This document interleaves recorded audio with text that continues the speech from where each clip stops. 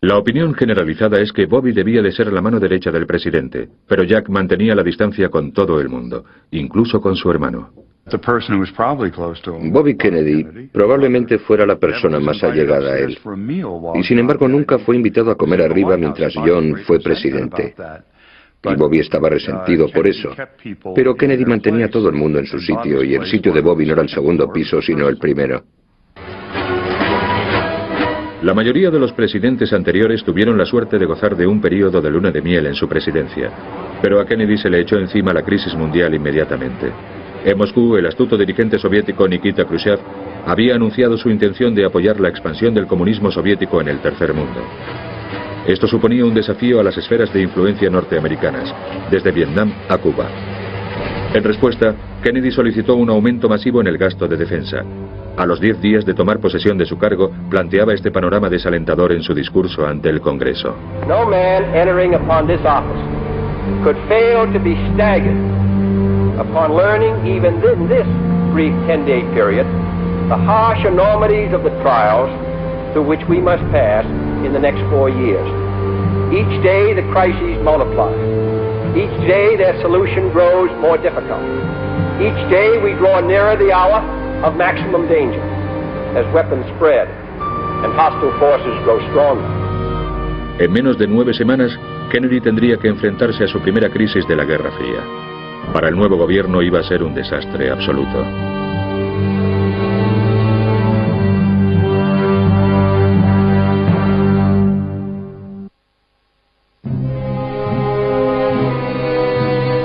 Pocos del círculo de asesores allegados al presidente lo vieron venir. 90 días después de las elecciones aún seguían embriagados con la euforia de haber logrado llegar a la Casa Blanca. Al principio, a cualquier presidente nuevo se le sube el triunfo a la cabeza. Ha ganado la presidencia, está en lo más alto. Posee ese toque mágico, no puede perder. Es un sentimiento muy peligroso para un presidente. Peligroso porque puede resultar de una decisión equivocada. En el caso de Kennedy fue así. Le habían presentado un plan cuyo objetivo era Fidel Castro y Cuba. El plan parecía plausible. Había sido ideado por la CIA y el presidente Eisenhower, en sus últimos meses de mandato, había dado el visto bueno. Se trataba de una operación secreta para eliminar a Castro y restaurar la influencia de Estados Unidos en el Caribe. Además, proyectaría una imagen de Kennedy de hombre de acción y éxitos. El joven presidente había recibido las recomendaciones de los jefes del Estado Mayor, y la CIA y Eisenhower habían dado luz verde al plan para derrocar a Castro. En mi opinión, era un plan completamente disparatado. Estas secuencias de Kennedy entrando en la sala de reuniones para recibir a los jefes del Estado Mayor la tarde del 20 de febrero fueron filmadas por Robert Drew. Drew contó en esta ocasión con un acceso sin precedentes para rodar un día en la Casa Blanca para un documental de la televisión.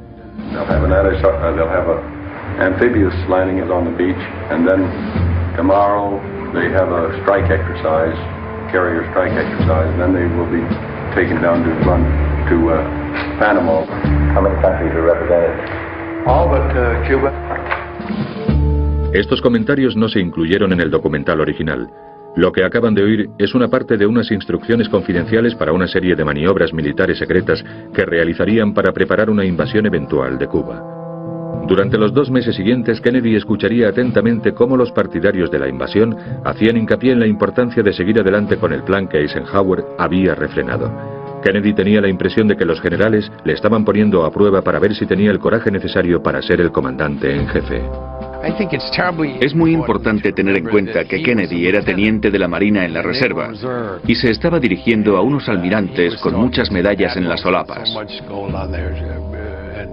Todo esto debió de impresionarle, mientras que los generales, lógicamente, no estaban muy impresionados con él. La CIA había concebido 2 planes separados para ser llevados a cabo simultáneamente. En América Central estaba entrenando a 1.500 exiliados cubanos para invadir Cuba y provocar un levantamiento. Al mismo tiempo, la CIA intentaba matar a Castro. Robert Mayhew, un ex alto cargo del FBI, había sido contratado para coordinar el asesinato. Me reuní con Chef Edwards y Jim O'Connor, que eran mis contactos con la CIA. Me dijeron que estaban planeando asesinar a Fidel Castro y que sabían que yo tenía contactos con la mafia. En su opinión, la mafia era la más adecuada para llevar a cabo este tipo de misión. ¿Es posible que Kennedy conociera los planes de la CIA para asesinar a Castro y que ésta había contratado a personajes famosos de la mafia para llevar a cabo la misión? No lo sabemos con seguridad, pero lo que sí sabemos es que Kennedy tenía una relación muy estrecha con Richard Bissell, y este era quien se encargó de todas las operaciones para Cuba desde el principio. ¿Si le contaría a Bissell lo del plan de asesinato? Lo dudo. Era demasiado listo para dar detalles. ¿Si dejaría caer que estaban estudiando todas las opciones para arrancarse esa espinita del costado? Yo diría que sí. En la época en que Kennedy fue investido presidente, Mayhew había establecido ya su base en el Hotel Fontainebleau de Miami y había contratado a dos importantes personajes de la mafia para ejecutar el asesinato de Castro: Sam Giancana, de Chicago, y John R. Rosselli, de Miami. La primera opción que nos planteamos fue asesinarlo de un balazo. Jim O'Connor nos comunicó que no había podido encontrar a nadie dispuesto a hacerlo de esa manera. Entonces, a la CIA se le ocurrió el plan de la píldora de veneno. Giancana después nos informó de que su contacto, creemos que era una mujer, se había echado atrás en el último minuto y no quería seguir adelante con el plan. A principios de abril, los jefes de la CIA habían perdido la esperanza de que el asesinato de Castro pudiera preceder a la invasión. A pesar de todo, siguieron presionando a Kennedy para que ordenara el ataque. Los militares apoyaban la misión. Kennedy y su nuevo equipo se mostraban reacios a cuestionar la propuesta de los jefes del Estado Mayor. Llevábamos tan solo 90 días de gobierno y muchos de nosotros no sabíamos mucho del asunto. No teníamos experiencia en tales situaciones y no nos entusiasmaba ninguno de los planes. Dean Rusk y yo, en concreto, teníamos serias dudas al respecto, pero no dijimos que no. Nadie, ni un solo miembro del gabinete ejecutivo de Kennedy, se opuso. Kennedy insistió en que el papel de la CIA se mantuviera en secreto. El asesinato y la invasión de los exiliados debían ser vistos como un alzamiento local, los cubanos derrocando a Castro, no Estados Unidos eliminando a una amenaza comunista. De lo contrario, podía ser una invitación abierta para los soviéticos a intervenir en los intereses estadounidenses en cualquier otra parte del mundo. Se dejó llevar por los partidarios del plan y lo aceptó, aunque lleno de dudas y advertencias. A pesar de todas esas dudas, aceptó seguir adelante con un plan muy arriesgado y problemático, y que ciertamente estaba condenado al fracaso. El 15 de abril, 8 B-26 procedentes de una pista controlada por la CIA en Nicaragua bombardeaban 3 aeródromos cubanos. Pero el supuesto ataque sorpresa no era tal para Castro. En La Habana se conocían las intenciones estadounidenses desde hacía varias semanas. Castro colocó baterías antiaéreas por toda la ciudad y reprimió cualquier tipo de oposición encarcelando a 20.000 personas. El plan de la CIA estaba abocado al fracaso desde que las primeras tropas desembarcaran en Bahía de Cochinos. Durante 2 días, los exiliados estuvieron atrapados en la playa luchando contra una abrumadora mayoría. Les habían prometido que contarían con apoyo aéreo, pero los refuerzos nunca llegaron. También les habían informado de que en caso de encontrar fuerte resistencia podrían dirigirse a las montañas y reagruparse. Pero la CIA no había mencionado que las montañas estaban a 128 kilómetros de distancia y que para llegar a ellas había que atravesar una zona pantanosa plagada de mosquitos. Más adelante la CIA describiría la operación como un fracaso ejecutado a la perfección.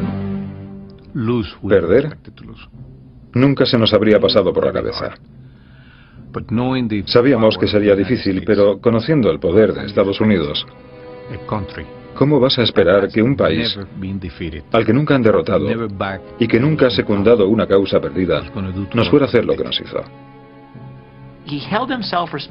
Kennedy se responsabilizó de todo porque sabía que podría haber dicho que no en cualquier momento. Nunca se inició ningún tipo de acción que no contara con la autorización presidencial. Su error fue no haber tenido la confianza suficiente para ver que el plan que le presentaban hacía aguas por todas partes. En un último intento por lograr que Kennedy se sumara a la lucha, el Pentágono le comunicó que habían enviado al portaaviones Essex USS al Caribe para destruir a la aviación cubana. Asumían que Kennedy nunca aceptaría una derrota en Cuba. La noche del 18 de abril, el presidente se reunió con sus asesores y les comunicó su decisión. No se prestaría ninguna ayuda a la brigada cubana. Dijo, no tengo la intención de llevar a este país a una guerra con Cuba. La brigada estaba perdida. Para mí tenía razón. El comandante de nuestro batallón nos reunió y nos dijo: hemos hablado con nuestro comandante de brigada y nos ha comunicado que todo ha acabado. Ha sido un honor servir con ustedes, pero a partir de ahora tendrán que arreglárselas solos. Y vi a la gente diciendo, tío, larguémonos de aquí. Subamos a los barcos y larguémonos. Esta es la mayor traición en la historia de Cuba. Salgamos de aquí. Más de 150 hombres perecieron en Bahía de Cochinos. Era la primera vez que Jack Kennedy sufría una derrota política, y el sabor del fracaso le desagradaba.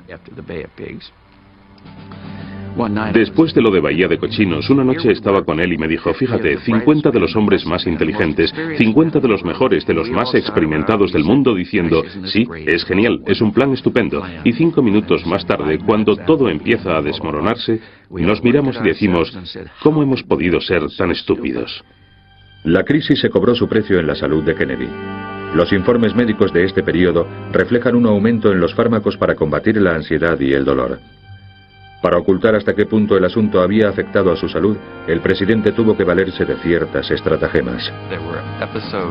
Hubo días en que durante las reuniones tenía que tener a 2 ayudantes a cada lado de la silla, porque no podía inclinarse hacia adelante para alcanzar los papeles. Y para que no se notara, el ayudante se los acercaba. A veces utilizaba un escritorio alto, porque no se podía sentar. Y había días en que antes de ir a una conferencia se tenía que poner una inyección en la espalda.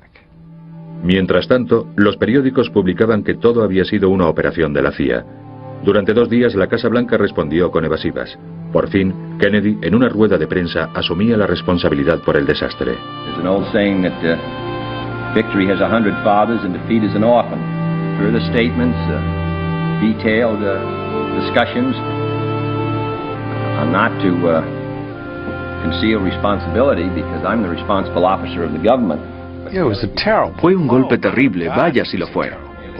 Imagínense que la primera declaración importante que tienes que hacer delante del pueblo norteamericano es disculparte y aceptar la responsabilidad de un fracaso. Después de ese discurso, mi hermano Bob y mi hermano Jack volvían a la Casa Blanca, y mi hermano Jack dijo: ¿y qué hacemos ahora, Bobby? Y Bobby dijo: llamemos a papá, tal vez se le ocurra algo bueno que decir. Y cuando lo llamaron, mi padre dijo: este es uno de tus mejores discursos. Los norteamericanos pueden entender que la gente cometa errores, incluso un presidente de los Estados Unidos. Al haber hecho esta declaración y haber aceptado la responsabilidad, te los has ganado. Una semana después del asunto de Bahía de Cochinos, un sondeo de opinión mostraba que la popularidad de Kennedy había aumentado llegando al 83%. Con gran pesar, Kennedy le decía a Ted Sorensen: cuanto más meto la pata, más me quieren. Tras el fracaso de Cuba, Kennedy tenía la impresión de que había sido objeto de una trampa por parte de los altos cargos del ejército, quienes apenas podían ocultar su desdén hacia él. Dimos un largo paseo por la avenida circular. Luna de miel en su presidencia, pero a Kennedy se le echó encima la crisis mundial inmediatamente. En Moscú, el astuto dirigente soviético Nikita Khrushchev había anunciado su intención de apoyar la expansión del comunismo soviético en el tercer mundo. Esto suponía un desafío a las esferas de influencia norteamericanas. La opinión generalizada es que Bobby debía de ser la mano derecha del presidente, pero Jack mantenía la distancia con todo el mundo, incluso con su hermano. Bobby Kennedy probablemente fuera la persona más allegada a él, y sin embargo nunca fue invitado. Upon learning even in this brief 10-day period the harsh enormities of the trials through which we must pass in the next 4 years, Each day the crises multiply. Each day their solution grows more difficult. Each day we draw... Desde Vietnam a Cuba. En respuesta, Kennedy solicitó un aumento masivo en el gasto de defensa. A los 10 días de tomar posesión de su cargo, planteaba este panorama desalentador en su discurso ante el Congreso. No man entering upon this office could fail to be staggered. A comer arriba mientras John fue presidente. Y Bobby estaba resentido por eso. Pero Kennedy mantenía a todo el mundo en su sitio, y el sitio de Bobby no era el segundo piso, sino el primero. La mayoría de los presidentes anteriores tuvieron la suerte de gozar de un periodo de